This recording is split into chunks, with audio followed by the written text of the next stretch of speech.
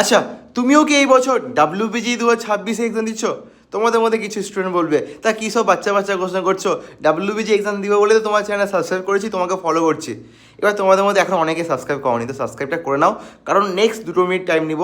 আর এই 2 মিনিট তোমার 24 মে যে এক্সামটা দিতে চলেছে ডাব্লিউবিজি 2026 এক্সাম, সেখানে তোমার নাম্বার বুস্ট করতে প্রচুর হেল্প করবে। ঠিক আছে, দেখো রিসেন্টলি এখন আইপিএল হচ্ছে, তোমরা জানো যে কোনো ম্যাচ হওয়ার আগে, ঠিক আছে, প্রত্যেকটা প্লেয়ার একটা কাজ করে, প্র্যাকটিস, ঠিক আছে, নেট প্র্যাকটিস। সেরকমই তোমরাও জানো তোমাদের এক্সাম 24 মে, বাট তোমাদের মধ্যে অনেকেই আছো যারা এখনও কিন্তু ওই ডাব্লিউবিজি মক টেস্ট দেওয়া স্টার্ট করনি।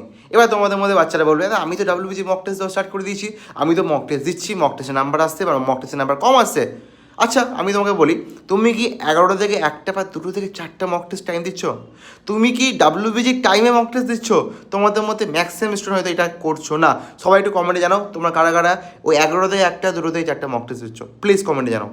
সেকেন্ড, তোমাদের মধ্যে অনেকেই কিন্তু আমাদের কালকে যে আমরা বলেছিলাম ডাব্লিউবিজি এক্সপেক্টেড পেপার, যে বলেছিলাম যে ধরনের কোশ্চেন এই বছর ডাব্লিউবিজিতে আসতে পারে, যেটা আমাদের মনে হচ্ছে আসতে পারে, সেই ধরনের পেপারটা বানিয়েছিলাম। ঠিক আছে, তো সেই পেপারটা অলরেডি কিন্তু 100+ স্টুডেন্ট নিয়ে নিয়েছে জাস্ট 24 আওয়ার্সের মধ্যে। এটা একটা আমাদের কাছে বিগেস্ট অ্যাচিভমেন্ট, তোমরা সবাই এতটা সাপোর্ট করেছো আমাদের। তো বলে দিই, আমাদের ডাব্লিউবিজি 3টে এক্সপেক্টেড পেপার রয়েছে, mock test 6, mock test 9, mock test 10।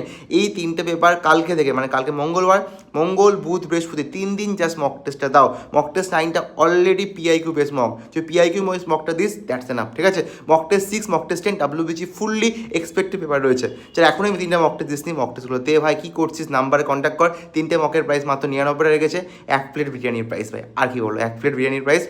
যা তাড়াতাড়ি মক টেস্টগুলো দে, 11টা থেকে 1টা, 2টো থেকে 4টা মক টেস্ট দে। কত মক আছে জানা, তো মক টেস্টের পর কী করে গাইড করতে হবে, কত করে নাম্বার ইমপ্রুভ করি, সবগুলো আমরা গাইড করে দেবো। ঠিক আছে, মক টেস্টের পর নাম্বার ইমপ্রুভ করার দায়িত্ব থাকবে আমাদের। তো জাস্ট 3টে মক টেস্ট দে, যারা এখনও মক দিচ্ছিস না, ডাব্লিউবিজির আগে এই 3টে মক দিয়ে যা।